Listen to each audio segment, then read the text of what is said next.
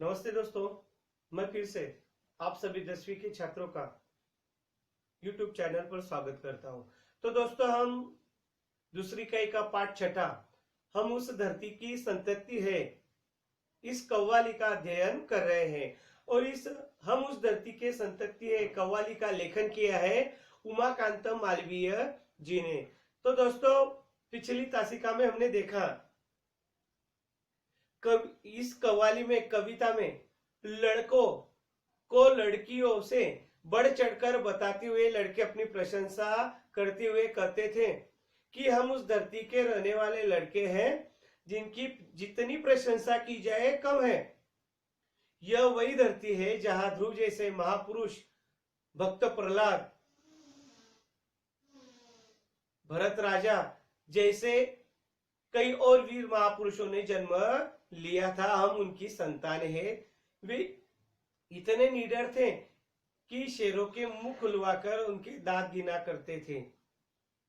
जयमल और पत्ता जैसे वीर इस मिट्टी में पैदा हुए थे। हम उनकी संतानें हैं जो अपने जैसा वीर किसी को समझते ही नहीं थे। दोस्तों, पहले पद में हमने देखा कि लड़के लड़कियों को नीचा दिखाते हुए कहते हैं कि इन सभी कारणों से हम लड़के तुम लोगों से, लड़कियों से बढ़कर हैं, इसलिए तुम सब लड़कियां हमारे पुरुषों का सामना नहीं कर सकती हो।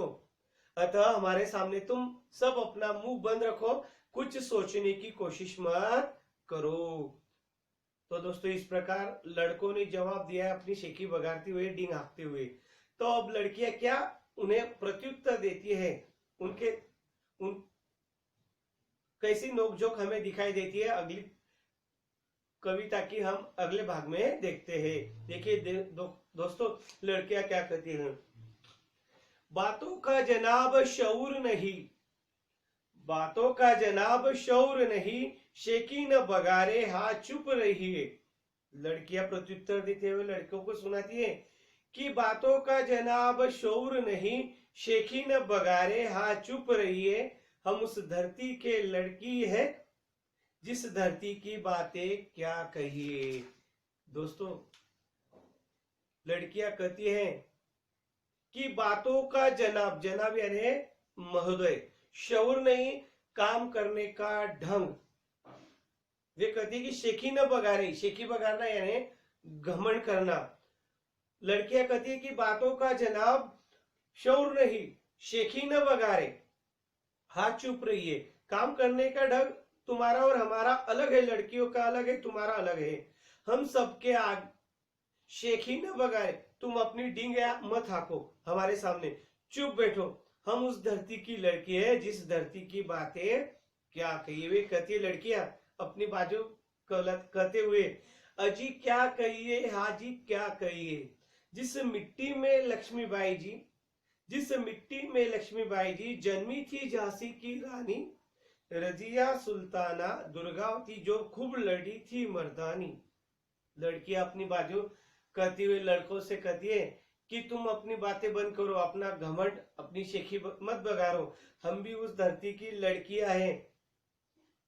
हम किनकी वारसदार है, देखिए। जिस मिट्टी में लक्ष्मीबाई जन्मी थी झांसी की रानी, रजिया सुल्ताना दुर्गावती जो खूब लड़ी थी मर्दानी, जन्मी थी बीबी चांद जहां, पद्मिनी के जौहर की ज्वाला, सीता सावित्री की धरती, जन्म ऐसी ऐसी बाला। गरडिंग जनाब उड़ाएंगे तो मजबूरन ताने सही, ताने सही, ताने सही, हम उस धरती की लड़के हैं। तो देखिए दोस्तों, लड़की अपनी प्रशंसा करते हुए कहती है कि हम किनकी संतानें हैं, रानी लक्ष्मीबाई की। झांसी की रानी आपने सुना ही होगा। झांसी की रानी का जो राज्य था, झांसी संस्थान, झांसी राज्य, वह अंग्रेजों ने जबरदस्ती खाली करने को कहा था उनसे, लेकिन उन्होंने कहा कि मैं तुम्हारी गुलाम नहीं बनूंगी और मेरी झांसी जो मेरे राज्य है वह कभी तुम्हें सौंपूंगी नहीं।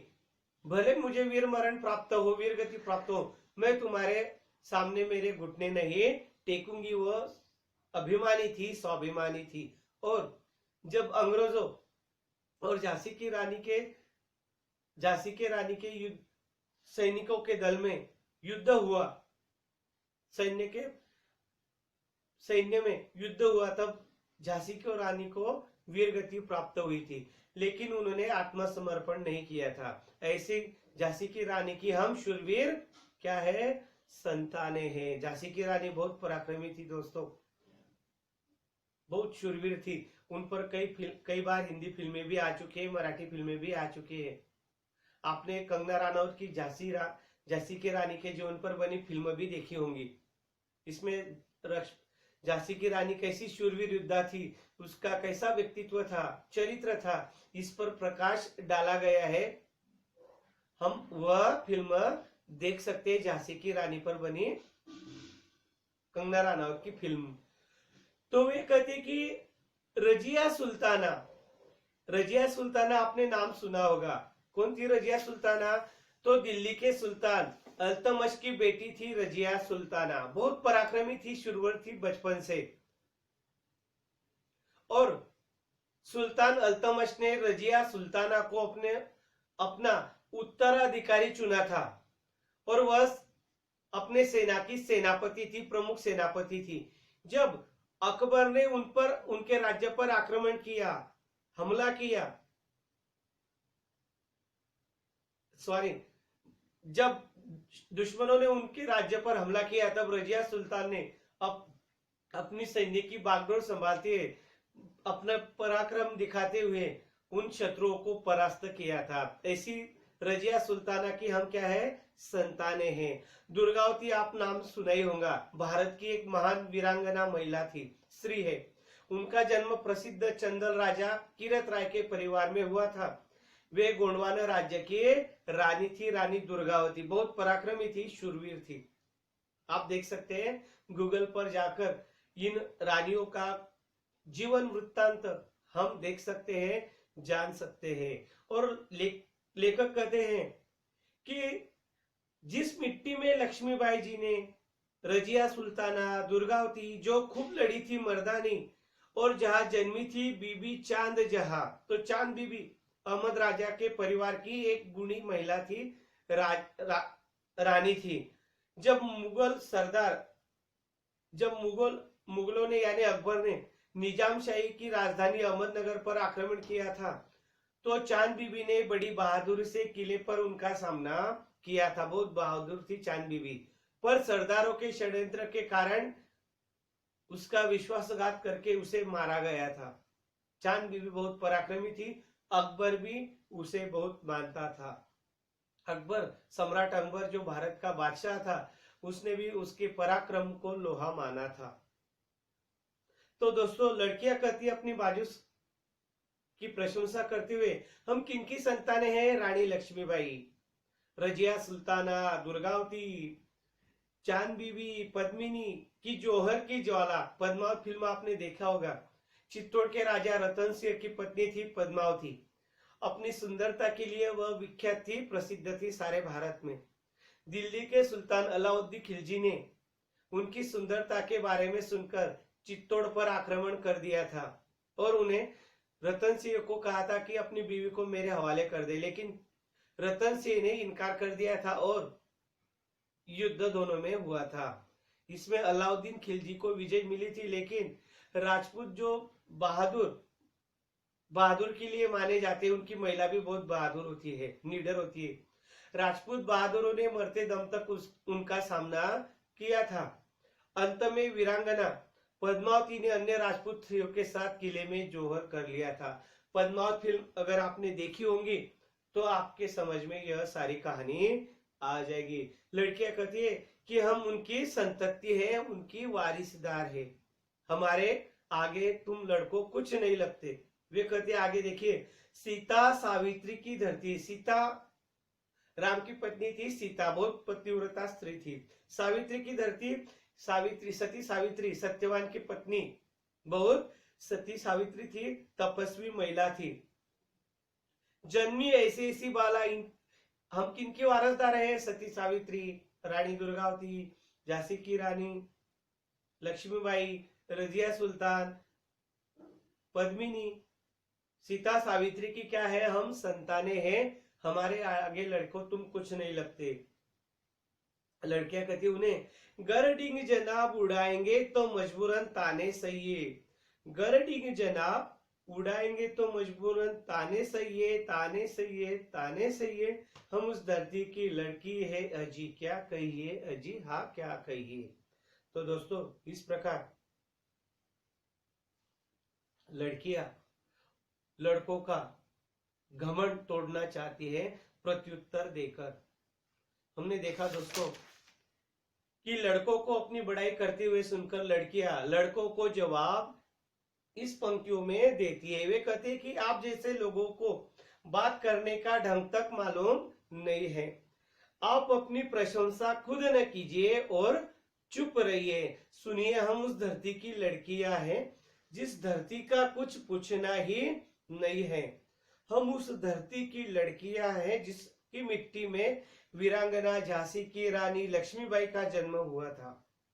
दुर्गावती और रजिया सुल्तान जैसी मर्दानी वीरांगनाएं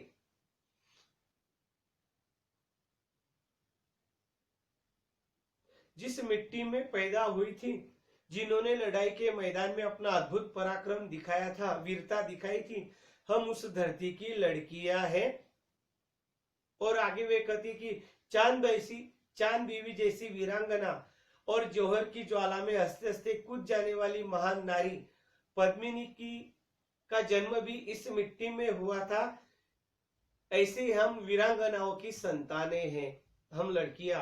और यहाँ पर सीता और सावित्री जैसी महान सन्नरियों का भी जन्म हुआ था, उनकी भी हम वारिसदार हैं। यदि आप लड़के अपने श्रेष्ठ होने की बात करते हो, महान सन्नारियों की बात करेंगे, तो आप लोग हमारे ताने भी सही है, आप लोग हमारे ताने भी सही है। याद रखिए, हम लड़कियां इन सन्नारियों पराक्रमी महिलाओं की लड़कियां है, इस धरती की लड़कियां है।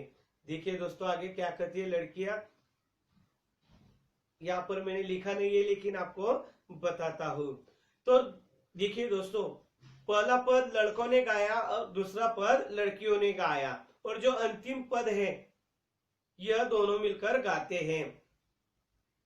लड़के और लड़कियां कहते, यो आप खफा क्यों होती है, यू आप खफा क्यों होती है, टंटा काहे का आपस में, हमसे तुम या तुमसे हम, हमसे तुम या तुमसे हम बढ़ चढ़कर क्या रखा इसमें, झगड़े से न कुछ हासिल होगा, रख देंगे बात उलझा के, बस बात पते की इतनी है, ध्रुवैया रजिया भारत माँ के, भारत माता के रथ के है दोनों, हम दोनों ही दो पहिए अजी दो पहिए, अजी दो पहिए, हम उस धरती की संतति है।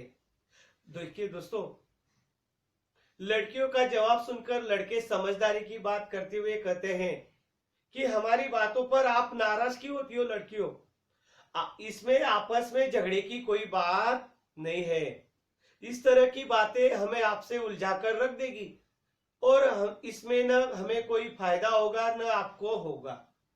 सच्ची बात तो यह है कि ध्रुव यानी पुरुष वर्ग और रजिया स्त्री दोनों ही इस धरती की भारत माँ की संतान है। यानी वे लड़के समझाते, वे कहते पुरुष क्या और महिला क्या, दोनों क्या है, भारत माता की संतान है, दोनों भारत माता की गाड़ी के दो पहिए हैं और दोनों ही भारत माता की संतान है। हम लोग भारत माता के रथ के स्त्री पुरुष रूपी दो पहिए हैं, हम सब इसी धरती की संतानें हैं। तो इस प्रकार दोस्तों लेखक अंतिम पद में कहता है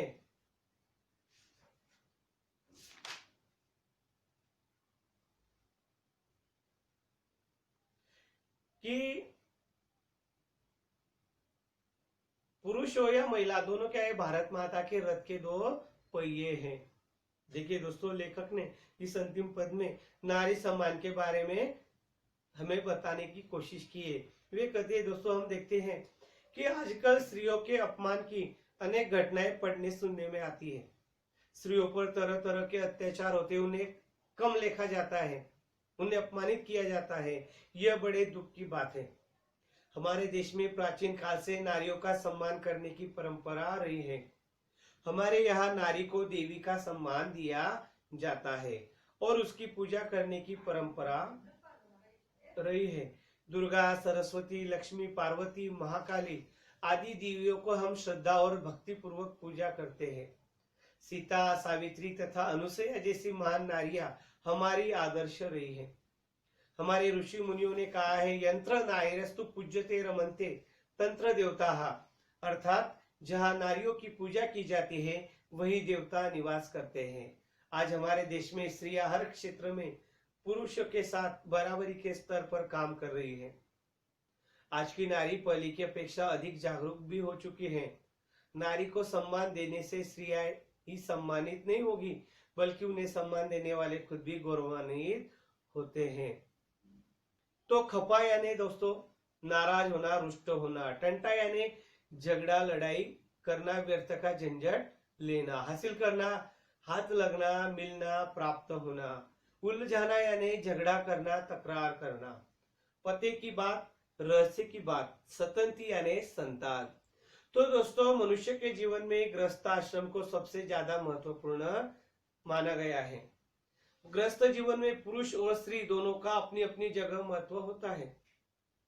कहावत है, गृहस्थी रूपी गाड़ी पुरुष और स्त्री रूपी दोनों पहियों पर चलती है। दोनों पहियों को समान रूप से महत्व दिया जाता है। प्राचीन काल में नारी और पुरुष में कोई भेद नहीं किया जाता था। कालांतर में नारी का महत्व लगातार कम होता गया। मध्ययुग में नारी की हालत काफी खराब थी, किंतु आज उसकी वैसी स्थिति नहीं है। लेखक कहते हैं कि शिक्षा के प्रसार के कारण आज की नारी का जीवन पूरी तरह बदल गया है। आज की नारी जीवन के प्रत्येक क्षेत्र में पुरुषों के साथ कंधे से कंधा मिलाकर कार्य कर रही है। वह शिक्षा, विज्ञान, चिकित्सा, खेलकूद, फिल्म, उद्योग, प्रशासन तथा राजनीति आदि सभी क्षेत्रों में कीर्तिमान स्थापित कर रही है। वह अपनी आजीविका स्वयं कमाकर अपने पैरों पर खड़ा होना सीख गई है और किसी भी माने वह पुरुषों से पीछे नहीं है। तो दोस्तों कवि उमाकांत मालवीय ने इस कविता से हमें कुछ संदेश देने का प्रयास किया है, मैं वह आपको बताता हूं।